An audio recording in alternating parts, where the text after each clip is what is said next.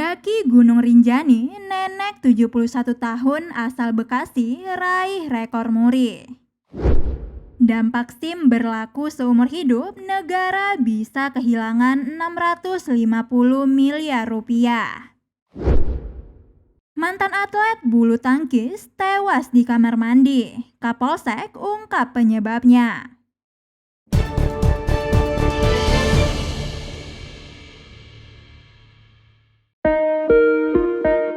Anar Tiur Samosir, nenek berusia 71 tahun asal Bekasi, Jawa Barat, meraih piagam penghargaan dari Museum Rekor Dunia Indonesia atau MURI. Ia berhasil mencapai puncak Gunung Rinjani, Lombok, Nusa Tenggara Barat pada Juni lalu.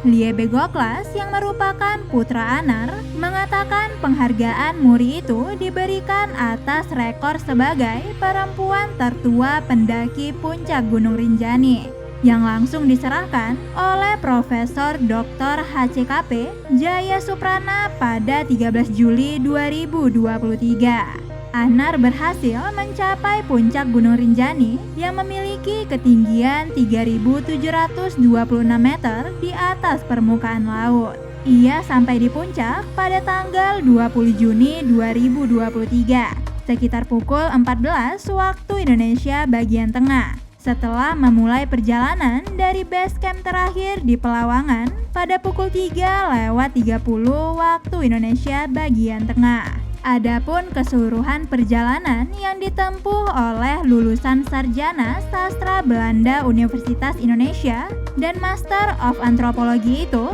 memakan waktu 4 hari 3 malam, yaitu dari tanggal 18 Juni sampai dengan 21 Juni 2023. Medan yang dilalui pun cukup ekstrim, dari padang rumput atau sabana, hutan, serta kontur jalan setapak yang cukup terjal. Anar menyebutkan proses menuju puncak merupakan yang paling berat karena harus melintasi pasir di bawah terik matahari dan angin yang kencang. Normalnya, para pendaki Gunung Rinjani turun dari puncak itu sekitar pukul 10 waktu Indonesia bagian tengah, setelah memulai pendakian dari base camp terakhir di Pelawangan pada pukul 4 waktu Indonesia bagian tengah. Pengalaman terberat lainnya, ia mengatakan pada saat turun dari Pelawangan menuju Sajang Sembalun. Tetapi Anar mengaku pendakian tersebut adalah pengalaman yang luar biasa. Anar yang merupakan pensiunan aparatur sipil negara atau ASN itu menurutkan sudah mempersiapkan diri sejak 2 bulan untuk mendaki Gunung Rinjani bersama kedua putranya, menantu, serta 2 cucunya.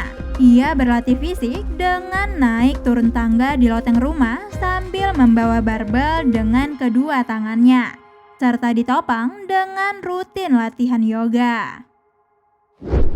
Penerimaan negara bakal hilang sampai lebih dari 650 miliar rupiah jika surat izin mengemudi atau SIM diberlakukan seumur hidup, menurut Kementerian Keuangan atau Kemenkeu.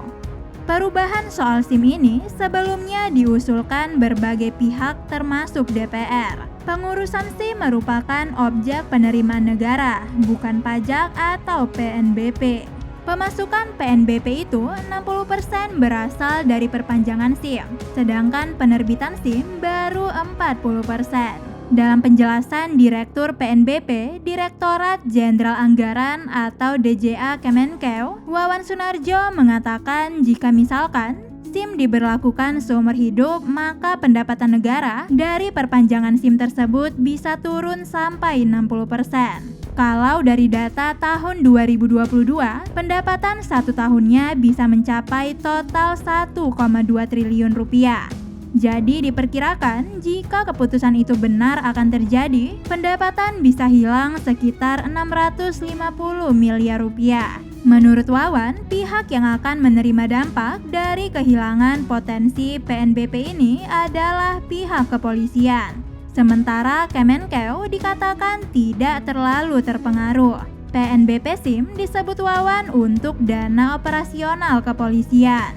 Sebelumnya, Kakor Lantas Polri yakni Firman Santiabudi dalam rapat bersama Komisi 3 DPR menjelaskan ingin alternatif PNBP kepolisian yang selama ini fokus pada SIM.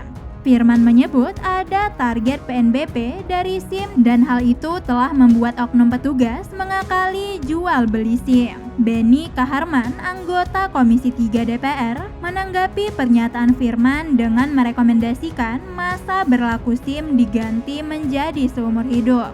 Saat ini SIM berlaku selama 5 tahun dan mesti diperpanjang jika tetap ingin memilikinya. Beni mengatakan periode 5 tahunan itu seperti alat cari duit. Direktur Jenderal Anggaran Kemenkeu, Isa Rahmatarwata, mengatakan pihaknya sedang mengkaji penghapusan PNBP SIM yang terjadi jika SIM tak perlu perpanjang dengan arti berlaku seumur hidup. Isa mengatakan SIM merupakan layanan tambahan yang sebenarnya tak diperlukan semua orang, kecuali pihak yang punya akses menggunakan kendaraan. Dilanjut, SIM berbeda dengan penerbitan KTP yang saat ini berlaku gratis.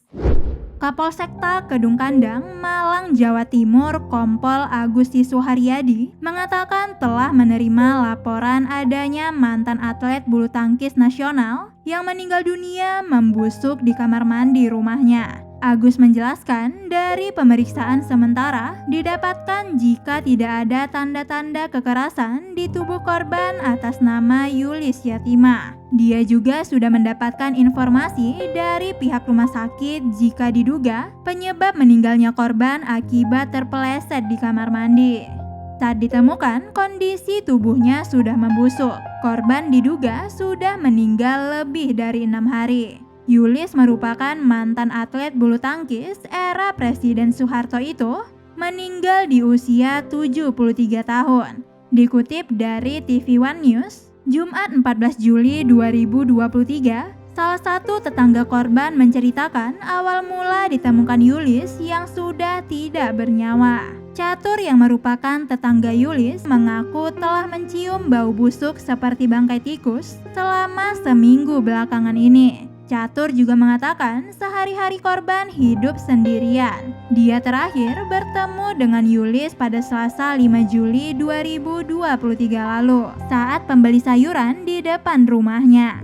Catur juga memberitahukan kalau korban sulit diajak bicara dikarenakan pendengaran yang kurang dan penglihatan mata yang sudah rabun. Bisanews.id, Nindya Flarisa mewartakan.